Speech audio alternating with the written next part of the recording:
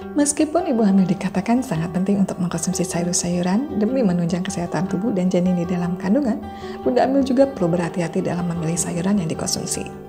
Sebab ada beberapa jenis sayuran yang dilarang untuk ibu hamil loh. Apa aja ya?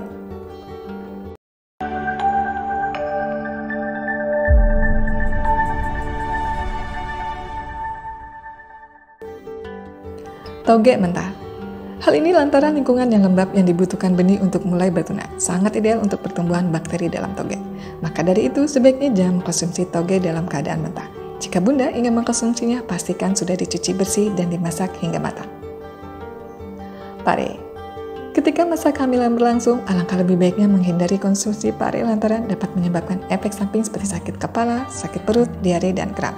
Tidak hanya itu, pare juga dikatakan bahaya dikonsumsi saat masa kehamilan atau saat ibu menyusui lantaran dapat mempengaruhi kadar gula darah dalam tubuh. Daun pepaya. Menurut peneliti mengatakan bahwa ekstra daun pepaya memiliki kandungan zat aktif yang dapat menjadi racun bagi rahim dalam kandungan. Olahan sayur pepaya muda. Sangat penting bagi ibu hamil menghindari olahan sayur pepaya muda, apalagi yang masih mentah. Sebab pepaya mentah memiliki kandungan getah yang berbahaya dan dapat memicu kontraksi uterus sehingga menyebabkan persalinan dini. Pete.